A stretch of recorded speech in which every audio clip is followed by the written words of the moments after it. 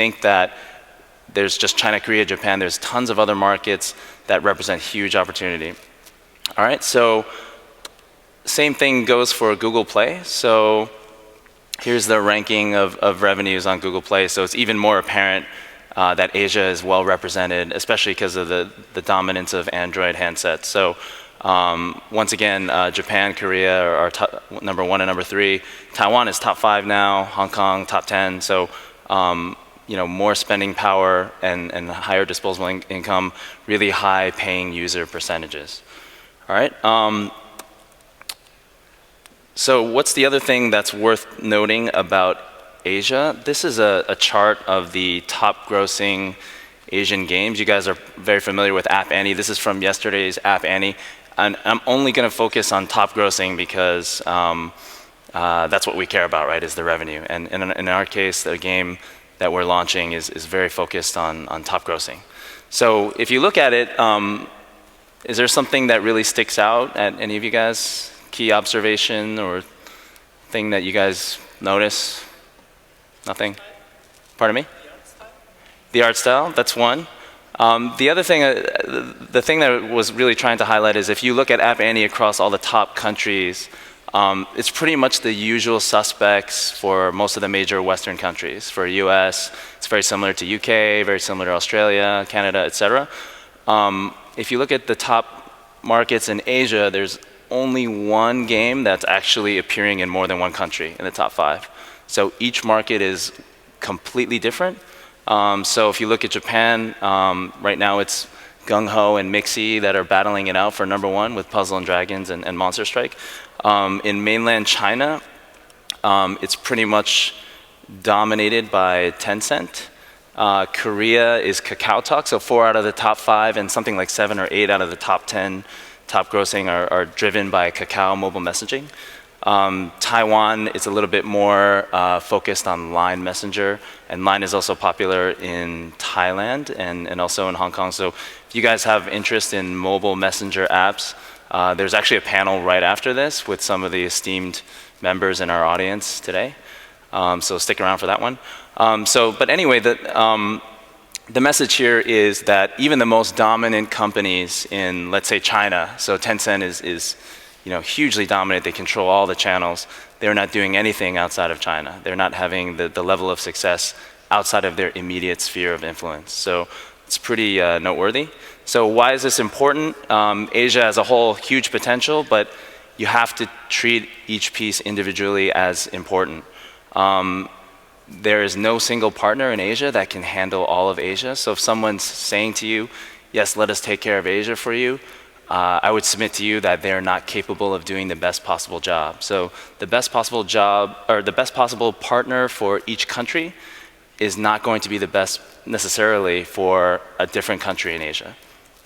All right? But on the plus side, that actually means more opportunities, and it's worth exploring different Asia markets to see which may be a good fit for your games. All right, so this is the game that we specifically launched about 4 months ago now. It's called Age of Three Kingdoms. Based on the graphic, you can probably guess something about the gameplay. So it's similar to Clash of Clans, or before that, Backyard Monsters. But it's quite different in that it has other elements which Chinese players really respond well to. So there's some card elements as well.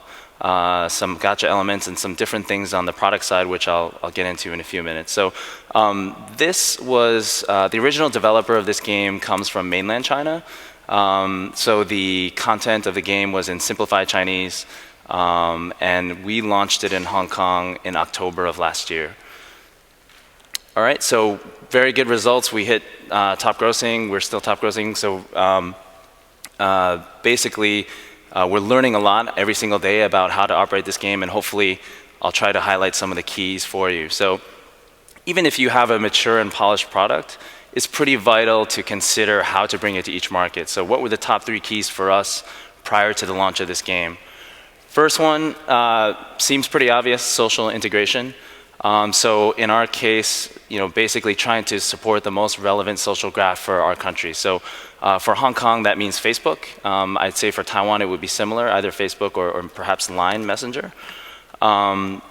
But as we saw in the earlier slide, if you're looking at other Asian markets, you have to consider other mobile messengers. So Kakao, if you're launching your game in Korea, WeChat, if you're launching a game in China, mainland China, Line for Japan, Thailand, etc. So it's very, very important to get that right because that will be a huge driver of social actions for your game.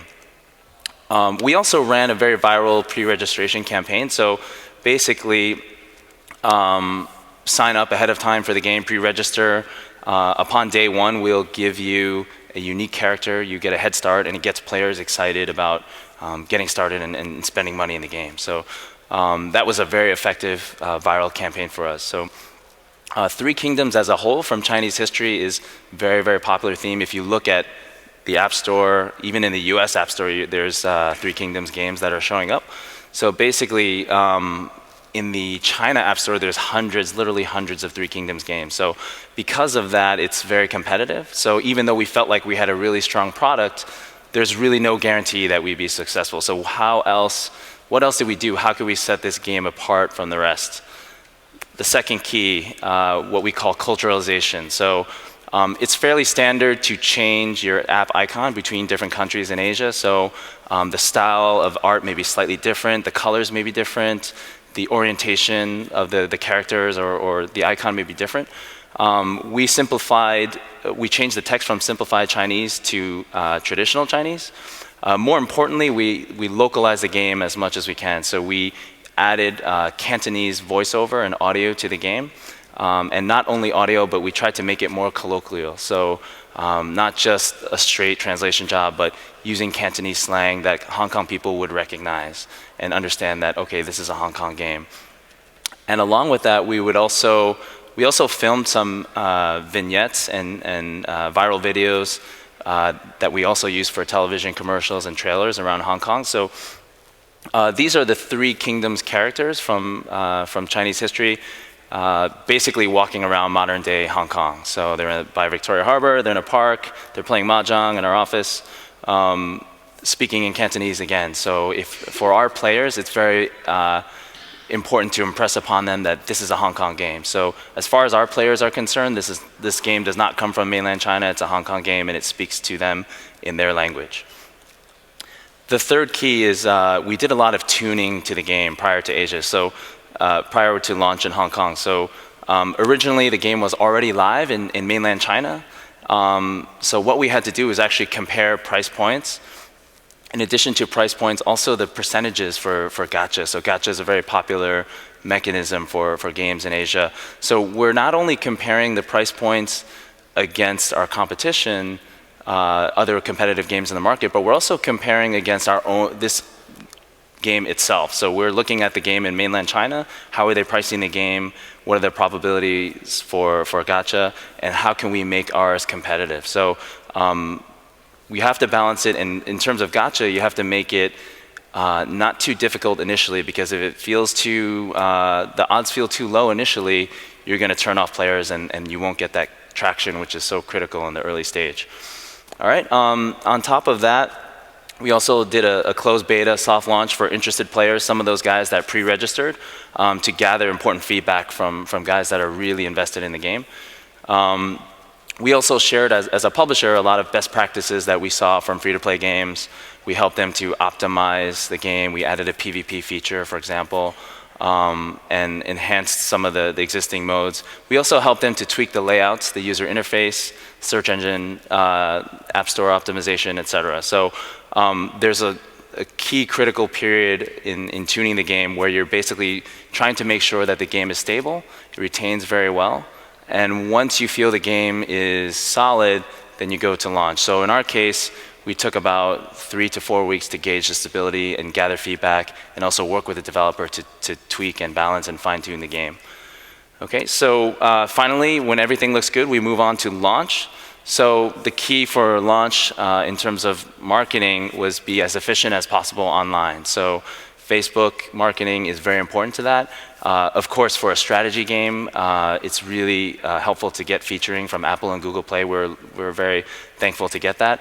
A big selling point, as you can see on the upper left, is that they really liked that we differentiated the game by doing the voice acting in Cantonese. So anything that you can do to make your game different or unique or something very customized to your market, your local app store manager will really appreciate that and try to sell that. So it's something to think about as you're launching in Asia.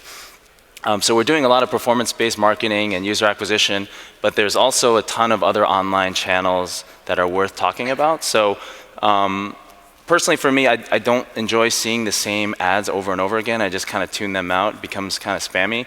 Our philosophy is also that we recognize people spend more online time than ever. So we want to see if we can get into destinations that people are going to be. And so we're in front of them with something interesting that doesn't look like an ad. So in this case, we reached out to local spokespersons in Hong Kong.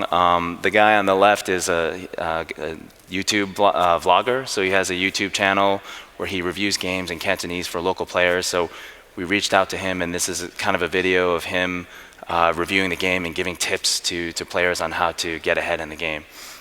So it's important to consider where else they are online. In Asia, it's also very common to have forums for games, so official and unofficial forums. I mentioned the game balancing earlier. People share a lot of intel for forums as well, so you can't really change or things too much because Asian players are very savvy and they'll say, oh, hey, like, I heard that the Japanese version of the game is more generous in terms of gacha, so I'll just download the Japanese version and play that one instead of the Hong Kong version. So they're very, very tech savvy and perfectly willing to do that. Okay, so the second key in terms of the launch itself, offline marketing. So this is a much more common practice, and it's to be expected for a big game in Asia. So here in the West, in Europe, or in the Americas, if you see stuff offline like TVC or Bus or that kind of thing, it's actually only for huge players that have already made it and made tons of revenue. It's much more expected in Asia. Cities in general, I think, are more densely populated. Your whales are going to be everywhere, and you want to make sure you get in front of them. So just as an example of the kind of marketing we're doing in Hong Kong for Age of Three Kingdoms, we're in all the MTR stations, which is the subway stations. It transports millions of people per day. So we're in there on the way down to the trains, on the way back up. Basically, wherever there's a high traffic area, we're trying to blanket the market as efficiently as possible. So the high traffic intersections, bus stations, etc. The third key is actually coming up with creative and timely tie-ins on the marketing side. So we did a television commercial, as I showed you guys earlier, but we timed that to coincide with the launch and to coincide with a promotion that we did in the Ocean Park, which is the lower right here. So it's the largest theme park in Hong Kong. It's huge amounts of foot traffic, bigger than Disneyland in Hong Kong. Their largest event every year is Halloween, and it happened to tie in perfectly with the launch of our game. So we sponsored the haunted house. As you can see, people are like super excited. We had some cosplayers in the entrance as well. So it created a lot of buzz, and layering that on top of the television commercials really made a big noise in the market. So there's a lot of other things you can do as well.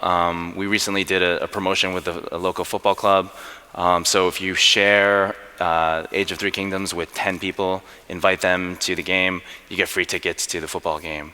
Same thing for iPhone giveaways. So we gave away several iPhone 6 Pluses, which are apparently still really hard to get. Similar mechanism, you share the game, invite people to the game, a certain number of people, you have a chance to win something really special. We saw a huge uptake in installs, up to close to 40% during those limited kind of promotions. So keys to remember when marketing to local players, do a sustained burst. That is very, very important, but only when the game is ready. So do not launch unless you're absolutely sure the metrics are good and the game is stable. All right, and you can also try to measure the ROI of your marketing channels as well. So a lot of the ads that I showed you, there's actually a QR code within the ads where if you actually scan the code, we can track that install and we can figure out where that came from. So that tells us which channels are more effective, and then we'll devote more resources to push those channels that are most effective. All right, and finally, I think it's good to be creative and to come up with different types of ads. So just as an example, These are the most well-known Three Kingdoms characters from Chinese history. These are very context-sensitive ads, so we're only showing certain characters to certain geographic zones within Hong Kong. So the guy on the left, the green guy, is like, he's known for basically brotherhood, and he's very popular with gangsters and local kind of youth. So we showed that in the Mongkok district of Hong Kong. So the third character is the scholar, well-educated. He's shown in the central business district where there's a lot of finance and trade. So this type of clever contextual marketing seems to be effective. We got a lot of comments and people sharing photos of these ads because they thought they were very clever. And that just helps to build more buzz for the game. Okay, so now that we had an effective launch, what are the most important factors post-launch? So how do we keep the game healthy and sustain a healthy orbit and make sure it's performing well?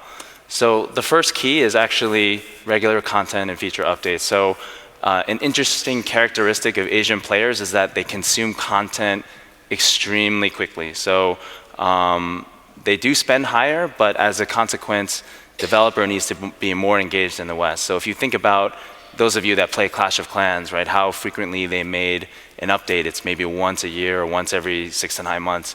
That doesn't cut it. For people that are consuming very quickly and spending a huge amount of money, they expect more new features and new updates. So we try really hard to make sure we let players know what's coming. So every time there's an event or something going on, we'll make a huge announcement on our fan page. We'll contact the players. If necessary, we'll talk to our whales, and they tell other people in their guilds or whatever, and that seems to work really well. This is an example of a seasonal update that we did. So this is a pretty popular character, and her costume reflects sort of Christmas season stuff. So kind of a sexy Christmas thing, and it was very popular and resulted in a huge uptick in revenue.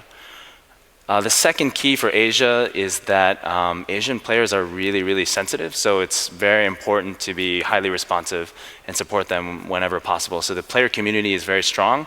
If you do something really cool, the word gets out, but if you do something not so cool, the word also gets out. So you need to be super fair to everybody. If you're treating people differently, they will know and they'll raise hell.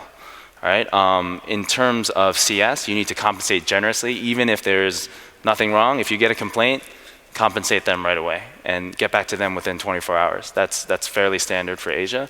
And you can always figure out those bugs later. And for us, we try to reward people that report bugs with pretty rare or premium items. Finally, invite participation. So we encourage a lot of our whales to share feedback.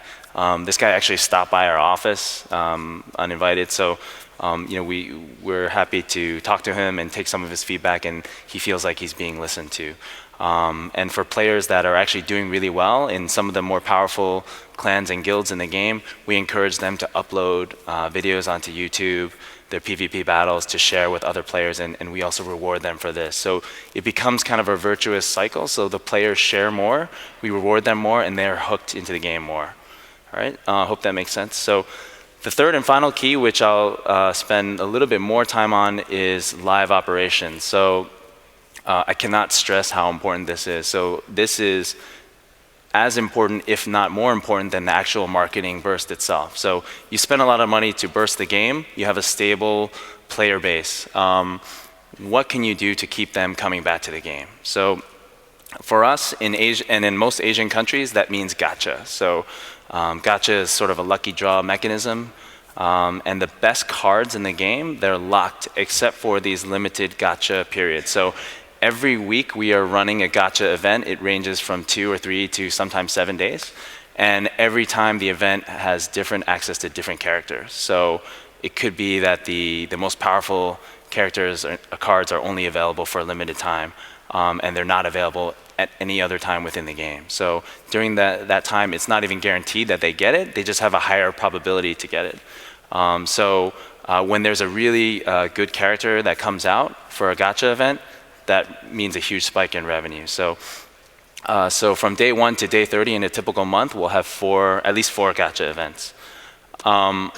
Second thing, this is a pretty funny mechanism which is new to me as well.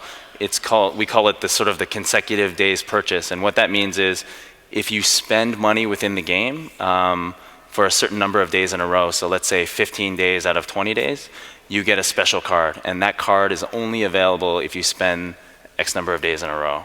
So each day you're getting more and more higher rewards, and at the end you get a super unique character that's not available through any other mechanism. All right, daily collection. I mean, most of us in the West, we have a daily login bonus or something, and that increases every day. That's pretty cool. What we do is also what we call sort of a bulk discount. So for example, you pay $1, you get 10 coins or premium currency in the game. If you pay $2, you get 2,000, right? So everyone, of course, is going to pay to buy something in bulk. The trick is, for this one, you can only redeem that bulk purchase by coming back every single day. That purchase is divided by 30. So you have to come back every single day to get the full amount of whatever you paid for. All right, so that's something that's more common in Asia, which we have not seen in the West, but is very effective in getting players to come back every day. Okay, and I think finally, this is the most rare card in the game. It's that scholar guy that I described earlier. He's actually not available for purchase. So he's only available during limited time gacha. And as you can see on the upper right-hand side, he's a 7-star character. Those are the super rare ones. You can only get a 7-star character by fusing 6-star characters. And you can continue to reincarnate, what we call reincarnate, the 7-star characters for a chance to get this guy. So basically, during those time periods, the percentages are much higher. We won't tell you how much higher they are, but many times higher. And every time this guy comes out, you'll see huge amounts of spike in revenue. So these are the types of mechanisms which I think are very, very hardcore, very aggressive compared to what we see in the West. But it doesn't mean that it cannot happen for games. So if you guys have played Cookie Run, it's an endless runner game. They've got events all the time. And as a result, it was the top grossing game in Korea in 2013. Puzzle and Dragons, it's still #1 in Japan for more than 2.5 years now. It came out in 2012.